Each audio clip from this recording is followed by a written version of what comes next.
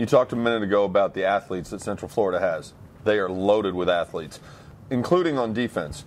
This defense is really sort of a surprising unit in the sense that in today's era of spread offenses where a lot of teams come out with 4 and sometimes 5 receivers, throwing the ball all over the field, only 3 teams have scored more than 17 points on UCF all year long.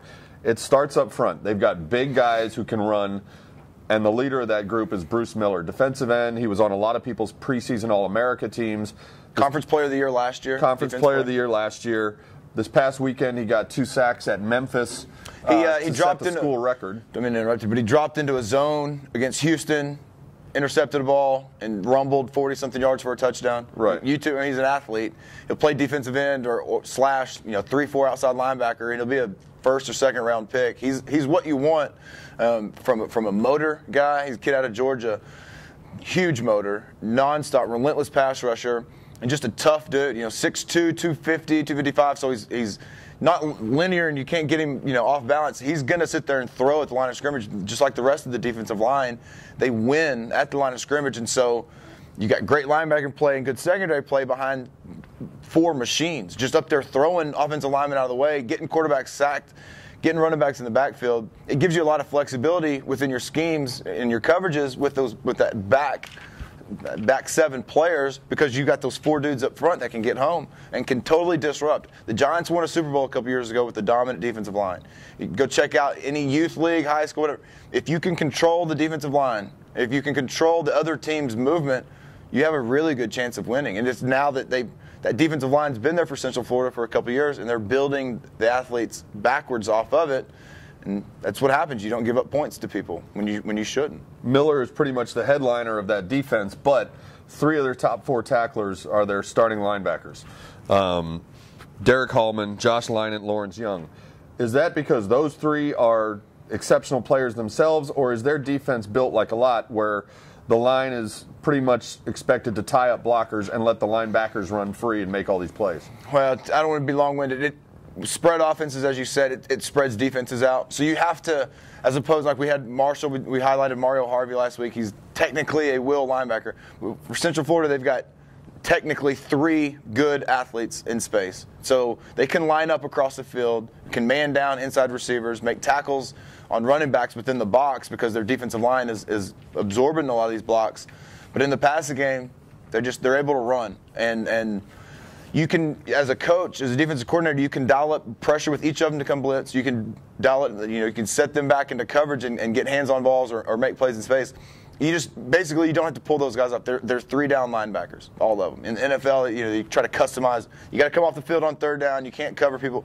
These guys are on the field all day because they can stop the run, and they can run with running backs, and they can get out in pass lanes and run with receivers. It's a great luxury for a defensive coordinator to call whatever you want and not have to take groups off the field and put special packages in. You just got 11 dudes that can run around and make plays. The speed and athleticism that we've talked about that's on this roster carries over also to special teams as well. Quincy McDuffie is, by many accounts, maybe the best return man in the conference, averaging 33 yards a kickoff return. He's taken 2 back for touchdowns, including one of 95 yards. Is he so dangerous that you anticipate a lot of squib kicks, short pooch kicks, just to keep the ball out of his hands? The distance on the kickoff has it's changed for SMU, the complexion, with Szymanski not out there. He's a touchback kicker. He gets it in the end zone. And it's changed. And I don't mean to slight the players that are going to be kicking off. Marcelo Sada shows as much toughness as anybody that I've ever seen in an SMU uniform. Mm-hmm. When he kicks it, it may be a little bit shorter, but he's down there throwing his 155 pounds into a body, and he comes running out. I saw him after the game the other day, he had a big ice pack. I was like, man, I've seen football for a long time, and I've never seen a kicker with an ice pack. And he was like, I told him, I was like, man, I was like, man, I got to let you know, I respect that ice pack a whole lot.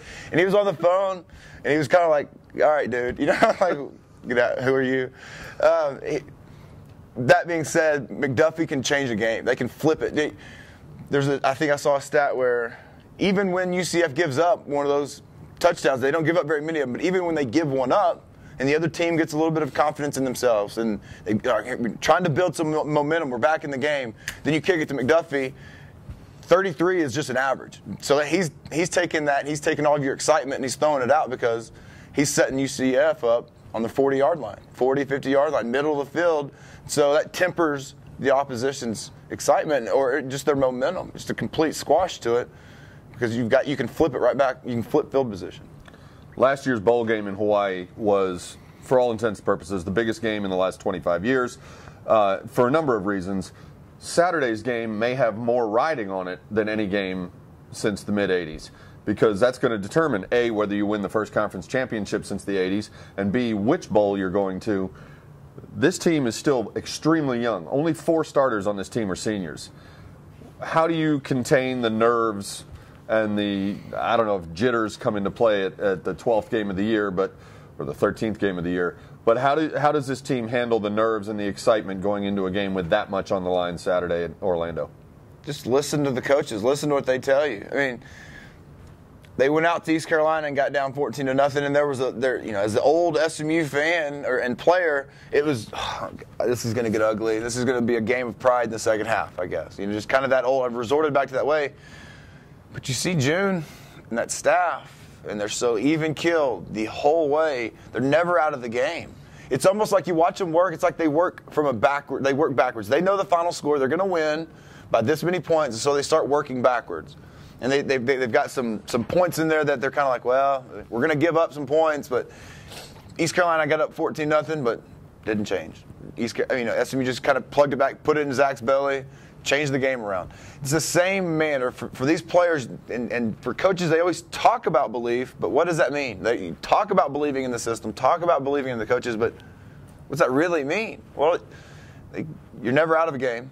There's no such thing as being a visiting team, not having, losing home field advantage because they just go out and take the crowd out of it with the kind of drive that we've seen them start to do. So, yeah, it's a big game because you're playing a conference championship and you're playing the same day as Oklahoma and Nebraska and some other, Auburn and South Carolina. There's not very many games on. It's a conference championship. But nobody, they don't overrate anybody. You can tell the coaches don't get too hyped or too down on anything. Just another game, just part of the step. It is just another game, but it's also a conference championship game, which has not been played around here in a long time. Ever? Ever. They didn't have conference championships back in the 80s, or championship games. We will see how this shakes out. The game is Saturday at 11 o'clock Central Time on ESPN2. Hopefully there will be a bunch of Pony fans in Orlando as well. For John Hampton, this is the championship game edition of PonyFans.com's Scouting Report.